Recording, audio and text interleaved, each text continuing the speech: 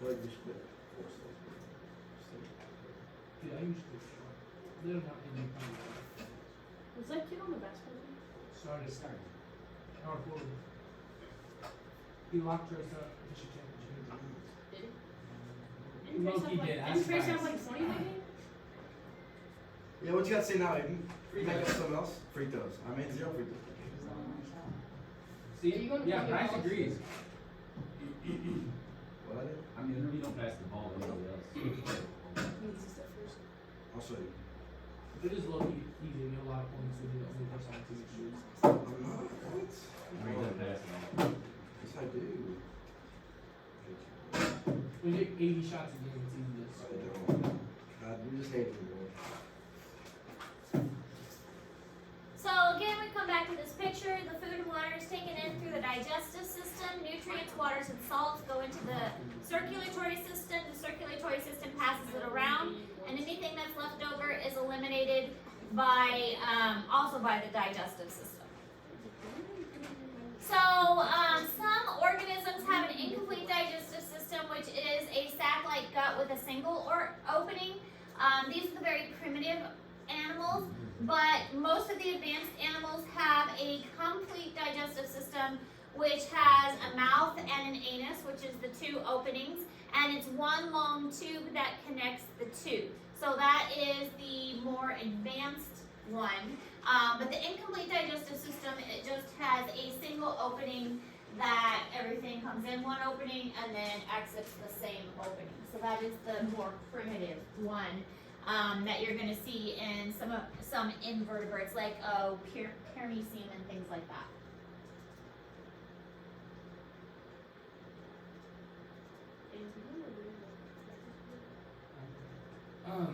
Does this class like weight our GPA?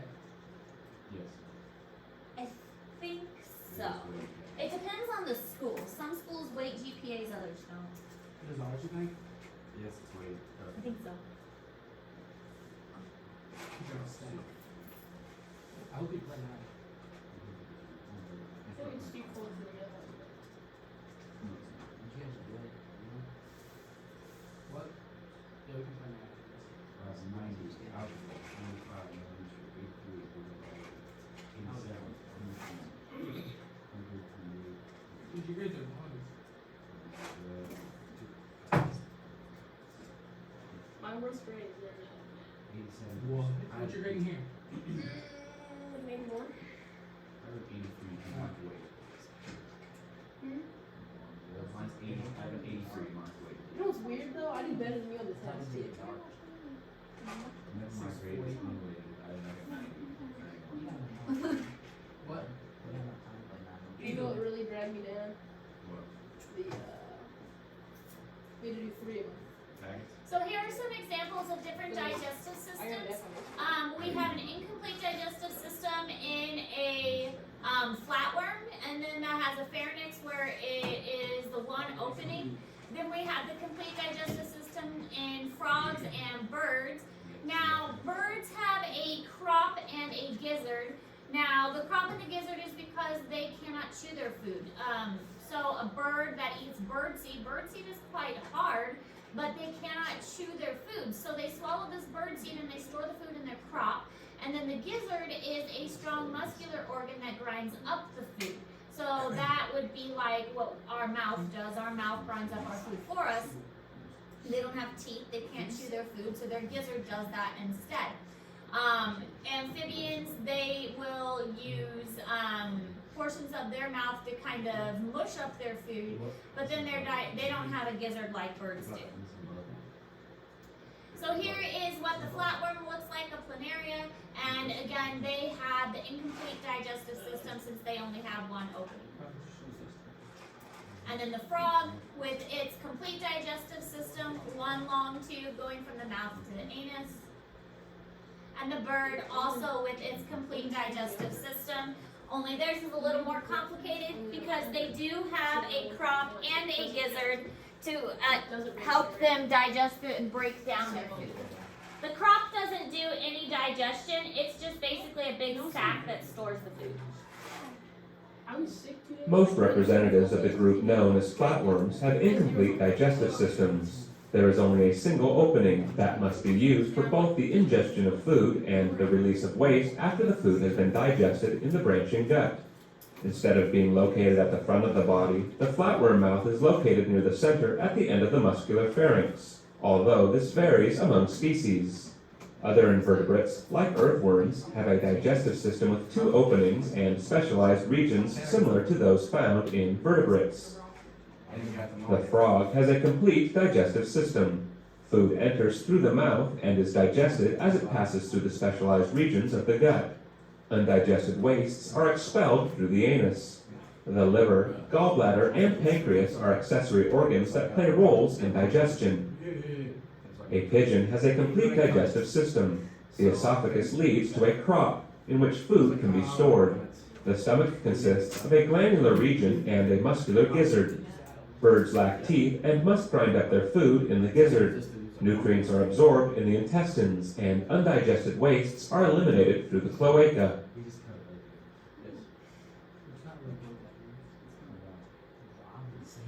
Alright, so the beginning of our digestive process actually starts in our mouth.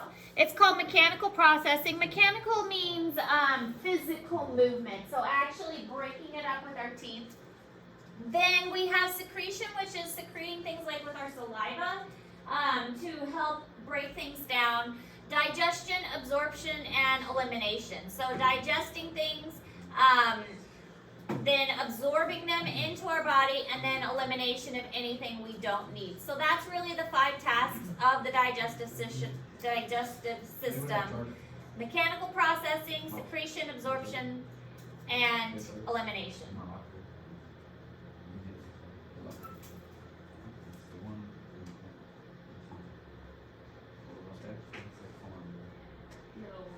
In the water.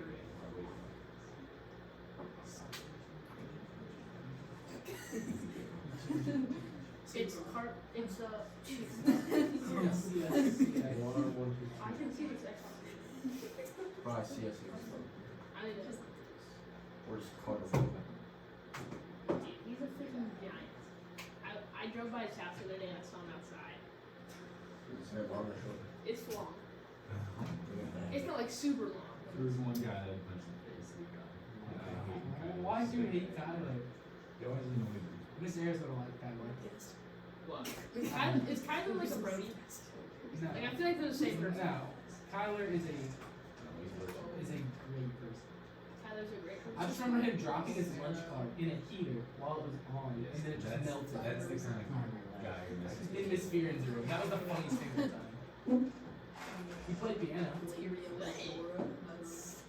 He was actually really good. He's a YouTuber where he goes over fire alarms. There's a bunch of fire alarms on his wall. Okay, so depending on what the animal eats will depend on what its teeth looks like and a lot of other things as well. So a human tooth looks like here at the bottom we have a short root and a small crown, but an antelope has a very long crown and then a short root as well. That long crown is because they're constantly grinding their teeth to eat the plants. Plants take a lot of grinding up in order to break down that cellular wall that they have, and so they have to constantly wear down the tooth. So they have a much longer root than what we do. Now the stomach of plant eaters, specifically like cows, and they're called ruminants, they have 4 stomachs, and these 4 stomachs, here's 1, 2, 3, and 4. They are placed in such a way to help them break down that cell wall. Now the cell wall is very difficult. That cellulose is a very, very strong sugar, and it makes it difficult to break down the grasses and the produce and things that they're eating. So by having 4 different stomachs and 4 different chambers, they basically swallow it down, and then it goes to one chamber, and then it goes to the next chamber, and that chamber they digest it a little more, and then they basically regurgitate it and chew their cud is what it's called, and then they swallow it down, it goes into another chamber, and then it's processed even more. So this ability to have different chambers in the stomach helps them to break down that cell wall of the plants better. The digestive system of antelope and other ruminants is specialized for digestion of cellulose-rich plant material. There are 4 stomach chambers. Food is swallowed and enters the first 2 chambers. Here, bacterial symbionts produce cellulose-digesting enzymes. The second chamber compresses the partially digested material into tightly packed masses called cud. The cud is regurgitated, chewed again, and reswallowed. This is what chewing cud means. The reswallowed food passes into the third and then the fourth chamber. Here, gastric juices are secreted to assist in the digestive process. The material then enters the intestine, where nutrients are absorbed.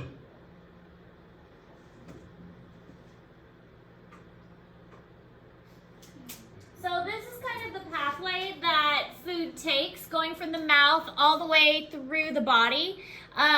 This is in Google Classroom because it not only talks about the pathway, but it talks about what each of these different regions of the digestive tract does. So it's a really good summary slide. The mouth through the pharynx, the esophagus, and so on. Most of these structures you will see on the test, and that's why, again, the digestive system is an important one for us to know, because many of these structures are the ones you will be tested over. The digestive system is a major one on the pig. Most of what we're going to see when we open up the pig is this system. So most of these structures you need to know, and you need to know them well, because you will need to know these on the pig. Now, you're not going to see a cecum, well, maybe a cecum, but not an appendix. And the large intestines does not look like this in the pig. The large intestines is all coiled up together. It will look distinctive. It will look different from the small intestines, but it doesn't go up, across, and down like it does in a human. It's kind of all bunched up together, and same with the small intestines, it's kind of all bunched up together. The stomach is found in this region, but it doesn't really look like this, like it would in a human. The liver is definitely found up here, and the gallbladder is always found in that same area as well.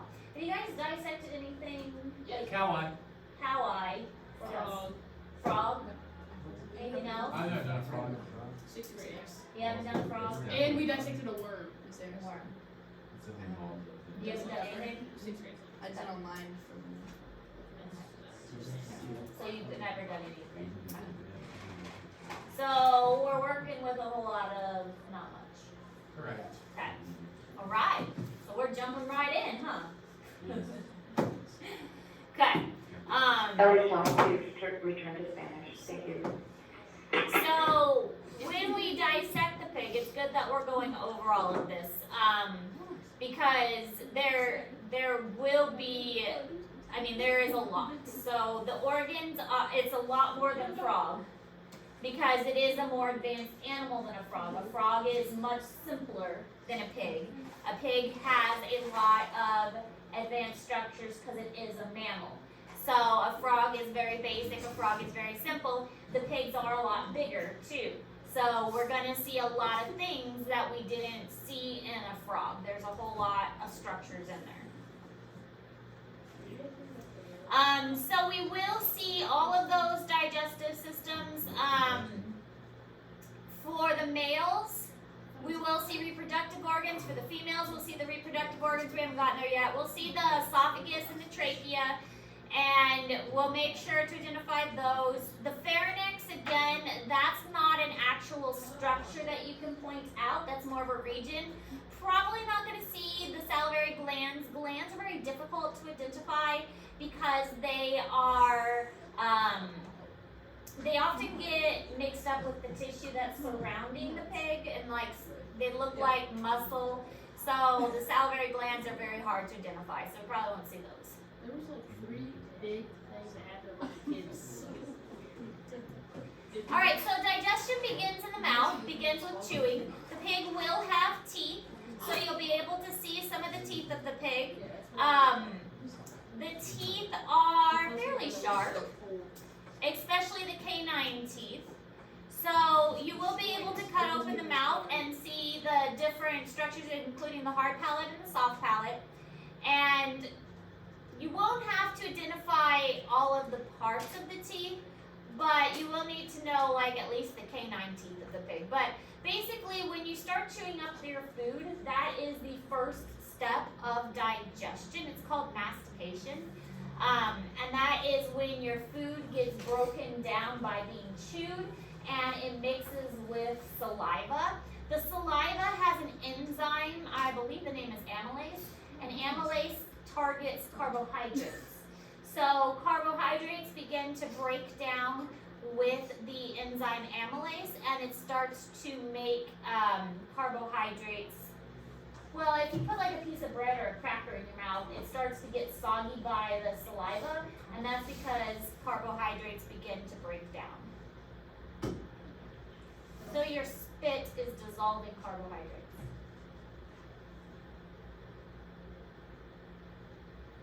Take physiology, we'll do a lab with that. We'll spit in our food, dissolve it with our saliva. Kind of a fun lab, actually.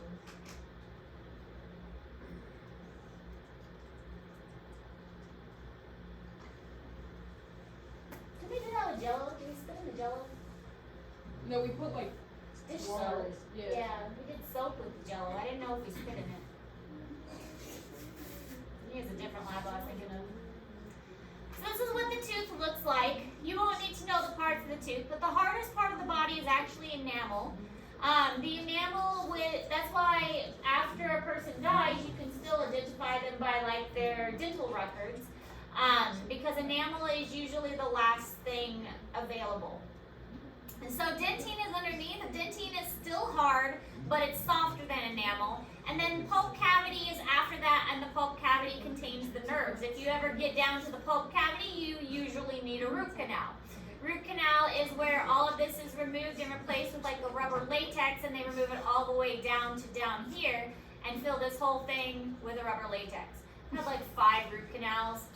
They're not as bad as they seem. Mostly you just lay in the chair for like 2 hours. We have 32 teeth, I believe, by the time you're an adult. Children have less teeth, but we have incisors, which are used for biting. Canines, which are used for ripping and tearing. That's our meat teeth. We have premolars and molars. Premolars and molars are used for grinding up the food. Next, it goes down the esophagus, and then it goes to the stomach. In the stomach begins digestion by breaking down things with proteins, enzymes. But the stomach is mostly known for having hydrochloric acid.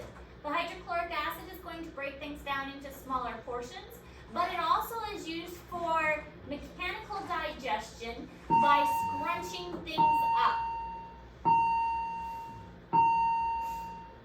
So the stomach has muscles going in several different directions. It's got circular muscles, it's got longitudinal muscles, and then it's got muscles that kind of run diagonal. And by having all of those muscles going in different directions, it's squishing up the food. So not only is there acid in your stomach is squishing in different directions, and that's breaking up the food, mixing it with acid, and there's a little sphincter here on the end that allows the food to go into the intestines in little bitty pieces. Now there's also a sphincter here that leads to the esophagus to prevent the food from going back up.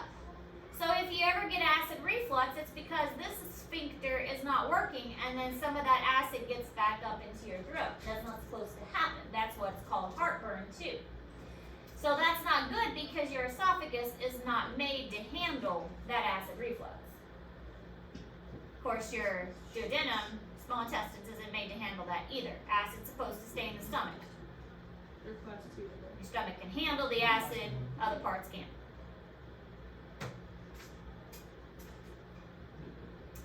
So here are the different layers of the stomach. You've got the oblique muscles, the circular muscles, and the longitudinal muscles. Then you've got your pyloric sphincter that allows food to get, it's called chyme by this part. By the time it gets out, it's called chyme. It allows little pieces of chyme to come out. And then here is your esophageal sphincter.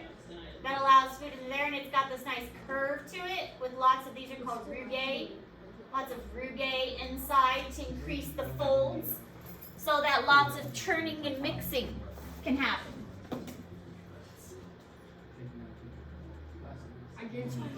The fundus lies above the esophageal opening and usually contains gas rather than food. The rate of peristaltic contractions in the stomach is governed by pacesetter cells and the greater curvature of the fundus. The smooth muscle layers of the fundus are relatively thin and produce only weak contractions. The middle part of the stomach is the body. Because the muscle layers of the body are thin, peristaltic contractions in this region are weak. Food emptied from the esophagus is stored in the body without being mixed. The lowest part of the stomach is the thickly muscled antrum. Strong antroperistaltic contractions mix food with gastric secretions and provide the driving force for gastric emptying. Pacesetter cells in the fundus generate slow-wave potentials that initiate peristaltic waves. In the thinly muscled fundus and body, these peristaltic contractions are weak. When waves reach the antrum, where the muscle is thicker, they become much stronger. Peristaltic contraction forces food toward the pyloric sphincter, and a small volume is pushed through into the small intestine. Before more stomach contents can be squeezed out, the peristaltic wave reaches the pyloric sphincter, causing it to contract.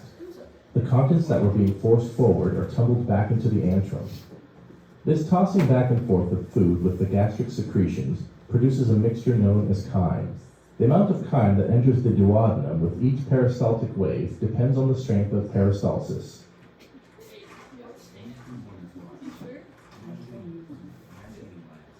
So the small intestines comes after the stomach.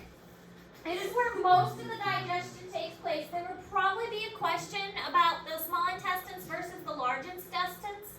The small intestines is where digestion and absorption of nutrients takes place. So nutrients get absorbed in the small intestines. Not much gets absorbed in the stomach except alcohol and aspirin. Alcohol and aspirin get absorbed in the stomach. That's why you get drunk really quick, because alcohol gets absorbed in the stomach. Small intestine does much of the absorption. The small intestines, the first part is called the duodenum. The pancreas and the gallbladder both empty into this first part. So when you're looking for the pancreas of the pig, you find the stomach and you kind of like lift the stomach up, and then you'll find the pancreas underneath there. To find the gallbladder, you lift up the liver, you'll find the gallbladder there. The purpose of the gallbladder is to store bile, and bile breaks down fat. So if you have your gallbladder removed, your body will still produce bile, it just won't store it anymore. So you will still be okay, you can still eat fatty foods, it's just your body doesn't store the bile anymore. The gallbladder just kind of holds on to the bile. So the bile helps to break down fat. And sometimes you'll still have trouble like digesting fatty foods. You should see it. I almost broke the green on number 5. I was about 20 yards Do out. not very He drove the green. He didn't land on the green, but he's right next to it. On a tree. I was actually. On a tree stump. On a tree stump. And then he dumped his chip again, and then he got there, and then he got caught. Come on, man. That's so pathetic. I don't know. James missed a 4-inch lip on him. So Harley missed a like 6-inch putt for par. Yeah. Harley missed a 6-inch putt for par. There you go. His only par putt of the day. No. He ended up with a 6 on that boy. Because he hit it and it went way down the hill. Yeah. I don't know. No, Braden's was like this. You should not miss that. Like, come No, on. I watched Harley. He did the quick tap. He tried to do the quick tap. No, I watched Miles do the same thing. You were like not even a foot out. I never did the quick tap. No. You were like a foot out. You had it line up on the left edge. I knew the way you. It was more than a foot. It was like this far. It was like enough where Come on, you shouldn't miss that. No, it's about this far, and he was lined up like right here, and it just went. Looked out. I knew he wasn't gonna make it. Alright, so this is what the small intestines looks like on the inside. It's very, very folded. The reason it's folded is because it needs to increase surface area. The more surface area, the faster we're going to be able to absorb food. Big surface area, lots of food absorption taking place. So lots of folding in there means lots of food being absorbed at a very quick rate. So that's really kind of the whole purpose of the folding and all of that wrinkliness inside the small intestines. A meal is mostly digested by the time it is halfway through the small intestine. Digestion of proteins to amino acids and carbohydrates to monosaccharides is completed with the help of enzymes secreted by the pancreas and by cells of the epithelial lining. The breakdown products are actively transported across the plasma membrane of epithelial cells, then out of cells into the internal environment. From here they enter blood vessels. Fat digestion is accomplished with the help of enzymes from the pancreas and bile salts that form in the liver and are secreted by the gallbladder. The constant movement of the intestinal wall breaks up the fat globules. The droplets become coated with bile salts, forming an emulsification. This increases the surface area exposed to fat-digesting enzymes. The enzymes break down the triglycerides in emulsification droplets to fatty acids and monoglycerides. Concentration of fatty acids and monoglycerides in micelles concentrates molecules near the intestinal lining. They diffuse across the intestinal lining and reassemble as triglycerides. The triglycerides combine with proteins in the epithelial cell to form chylomicrons. These particles leave the cells by exocytosis and enter the internal environment. Once absorbed, the triglycerides enter lymph vessels.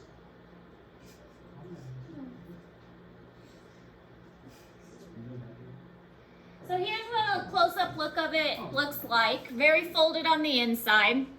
But then this movement is how the digestive tract works. It's called peristalsis. There'll be a question about this on the test. When the digestive tract moves food, the process is called peristalsis. I compare it to squeezing a tube of toothpaste. So you squeeze it from the bottom upwards. So you squeeze around the tube and then you move that contraction upwards. That's how your digestive tract moves in this wave-like pattern. So peristalsis is the wave-like motion that moves food through the digestive tract, called peristalsis. So there'll be a question about peristalsis on the test. Now, your body is also doing a series of chemical digestions with enzymes throughout the small intestines to help break things down further. So there's carbohydrates, proteins, lipids, and nucleic acids that are also being broken down by enzymes as you're going through the small intestines. And that's what this chart is showing. So your body will help control different parts of the digestive tract to try and get this process going. The nervous system and the endocrine system are both going to respond to the volume and the composition of food to tell you that you're hungry, to tell you that you're not hungry, to tell your body that it needs to move the food through the digestive tract. It's going to cause change in muscle activity, secretion rates, and hormones and enzymes to help the process of digestion to continue. So you don't have to write any of that down, but there's a lot going on for the nervous system and the endocrine system to help move food through. So here are some of the hormones: gastrin, so I don't know, I can't say the word, CCK, and secretin. Those are all ways that your body will help digest food. So, increased absorption, highly folded. There's also villi and microvilli. Villi and microvilli are also going to increase the surface area. Villi are finger-like projections, and then microvilli are like little hairs on top of the villi that are further going to increase that. So villi are like little fingers, and then microvilli are on top of that as well.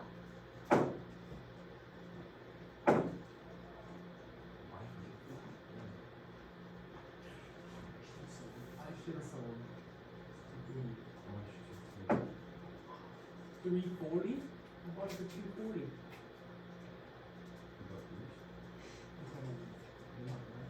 Instead of wearing them, they're going for $340.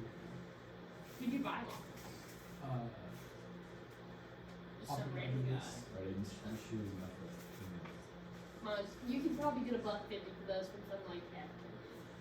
Like you have to be African. from like Africa. Like not Yeah, just take a picture of the right side of the shoes. yeah. If you take a picture of the outside, people would think these are super nice shoes that they got. Right. Show the soles better one down so you can really use it.